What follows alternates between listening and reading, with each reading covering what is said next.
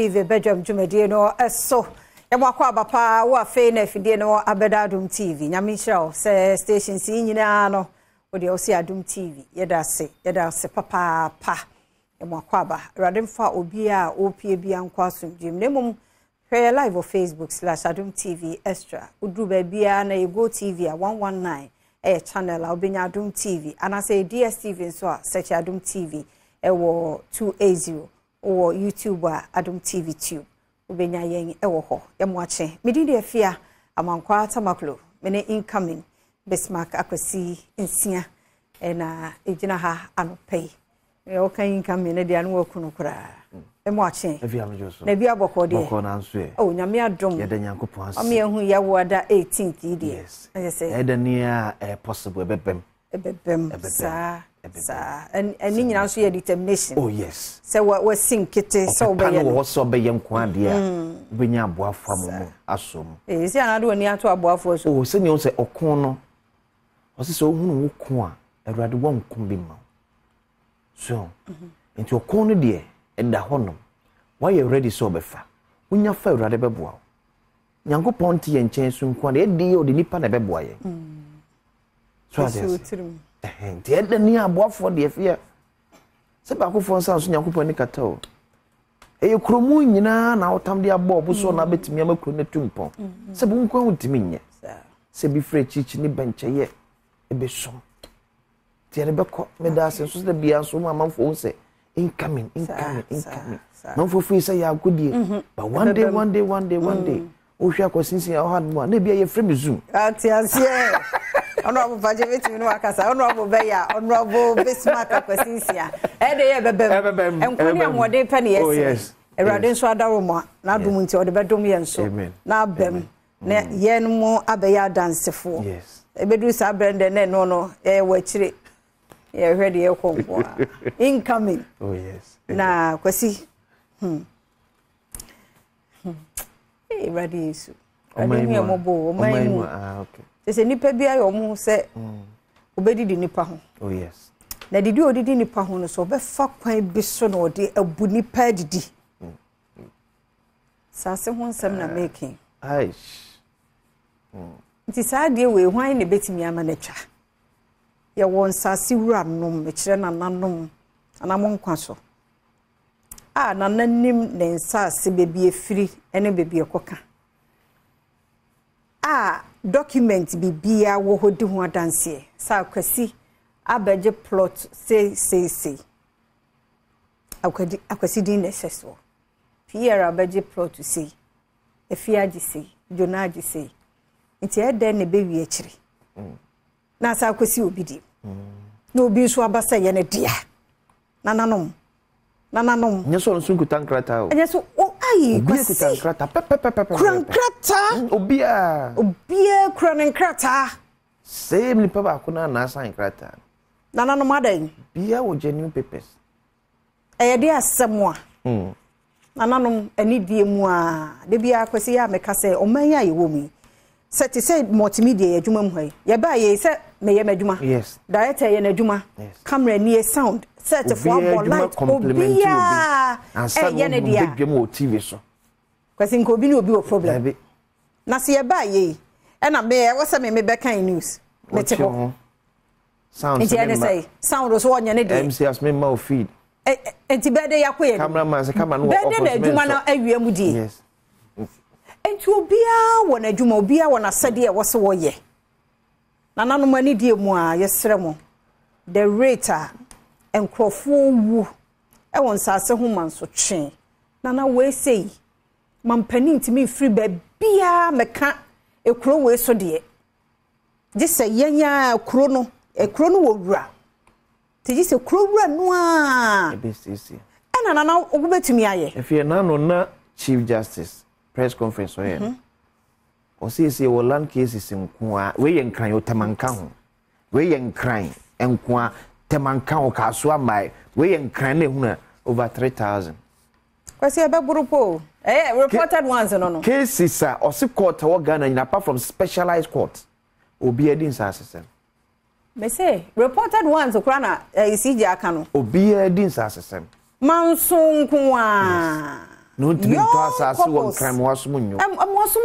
da o to asase 100,000 so pa another 100,000 ya be secure asase no cause be hwe landguards na nkofo didi wo ho saa a whole lawyer dey so woni mumra eda na obi beto asase wo lawyer ho na wi akiri manso abaso jeje kura ya hwim ne asase yes seremo papa na anu odin manso hunu na bi mu nso te lands commission ho a whole senior surveyor o bugum o di obi de na wa ma fake reports mummy en hweye wate mumma no kura nadi eye wedi afama no ni nya se ekunkum nipa e won sase a ye wi a ye kwa ye mfa nko ye beja no ho but ye enipa ne abrabo mu nti wo ya wo pe ba bi de oti ato nti na nipa pre ene da achi nkwada ye ja wo mu akire so wo nso emebre wo nso benya ba bi de wonti ato nti o na wo asase wa ton ma nipa miensa ye ma wo awaji hu sika adie de bia wo koye indencha ba ema no waje 1000 Ghana 2000 ena ye je se otua we je se oma we sei ese wo call lands commission omu new office ho na omu yi na banese bobo ho nyina omu kire my dear wa bowra lands ho oh if you say oko bowra mu oko passport officer see no room for Goro boys passport officer see no room for Goro boys but what Goro boys need to dining omu ti abonti omu dining inside lands commission for now say there's a gap from traditional owners and I'm also taking advantage of that gap. No, more sorry. Enyefe. Tina na yem de so too for chiwo no ankasa damfo. Etwi nenim so atonsa asama nipa miem. Aso obi ye ni say ya kwasi nka problem wo. Ba na ye dwedi na onni obi enti. Ai. Osi hampo na no odin se ne no bo hin firi aka bi no be. Ana ko ni be wie kura. Oso ye na me tu firi akonya no so a. Sasa ne nu nsam biem. Na asum bia. Awo se nanam do omo na isi ho.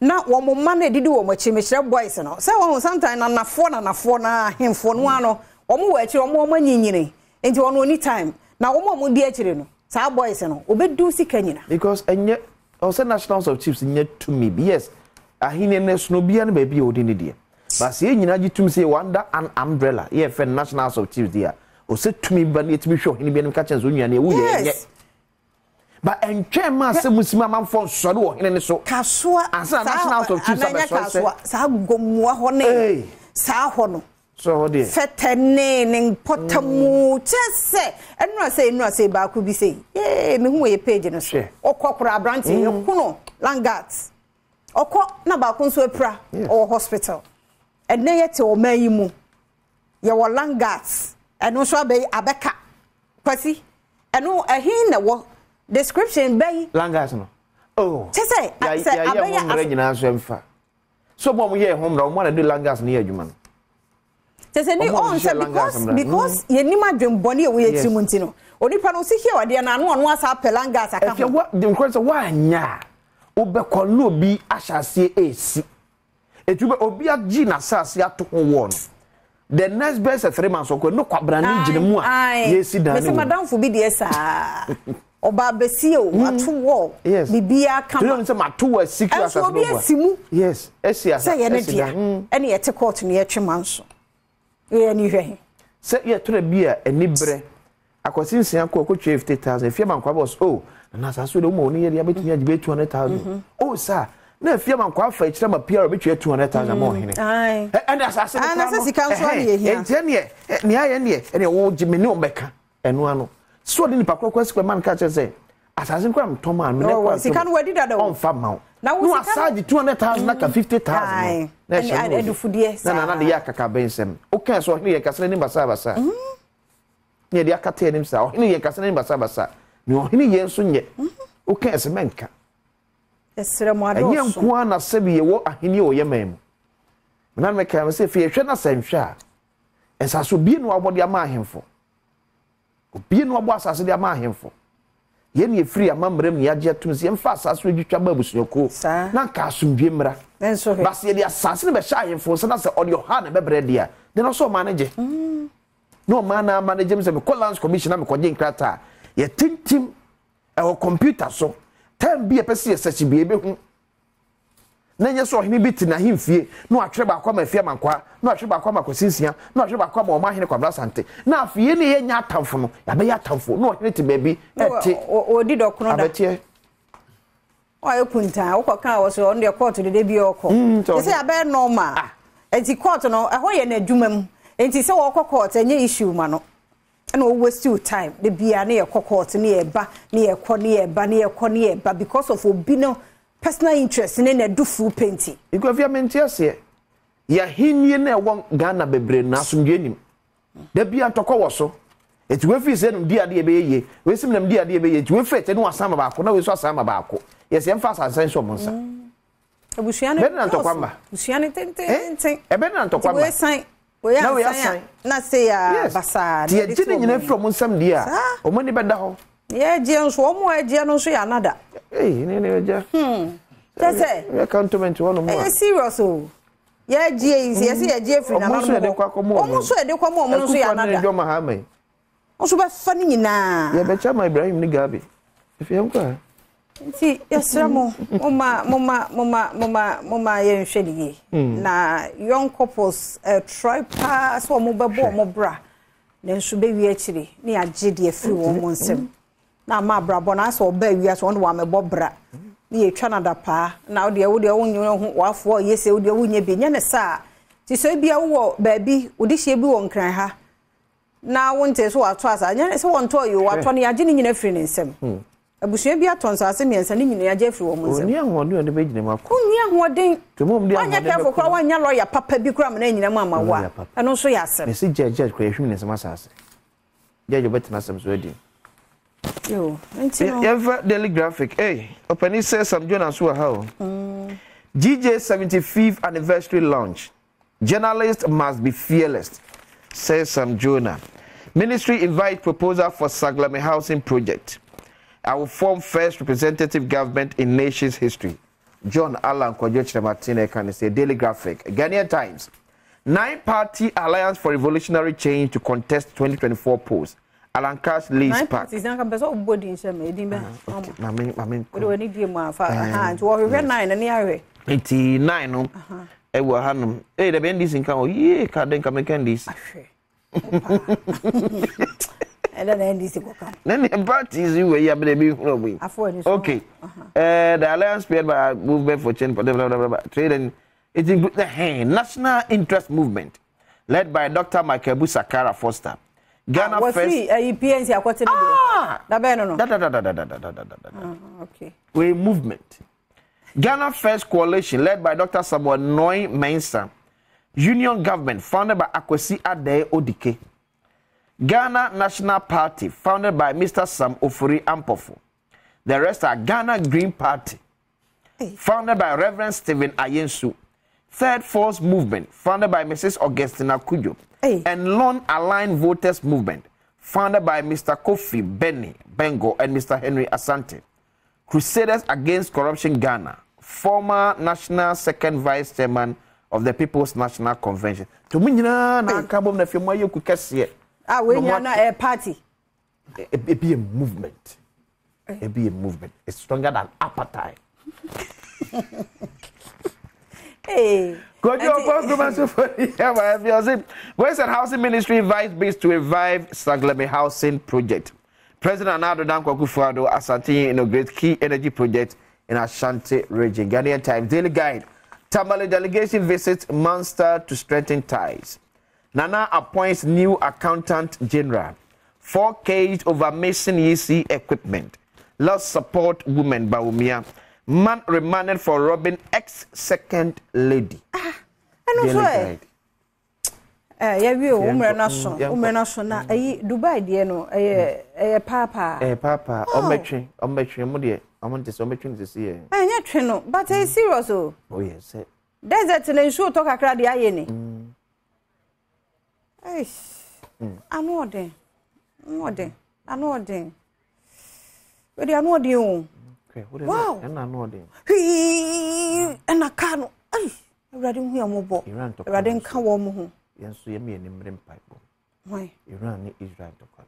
na wo ko Israel wa hu no man kasa so se ne wo se ma me nya ne se emfa wa fe ho pa bibia ni wa emfa obia ho efe ho pa bibia because dey obusuani bi wo in fact Iran is one of the largest producers of oil the diagro is say no mka so the oil bebo apo a enye nko a bibia fa ye ho kwasi ye mo pa na nyame ma so ye mo pa ye na Awurade hu ye mobo na Dubai wo obusua bi wo ho abompa ye mo se ne akoso no Awurade ensiesie bi ensi bi mu na mpelifo ntoto won ma na vision Kofi was say with the biso okay ohwe ano paint ye chia o Florence Morty okay and then birthday oh happy birthday o ma hin din you dey announce wodi okay happy birthday the whole company no people for the term ye diatel ntimon kwaso Florence metenase a me de ni nyina ba ma ne show ne odia so ani twitwi anim fefefe se ya nti ye kwa agudie mu nsama ye krado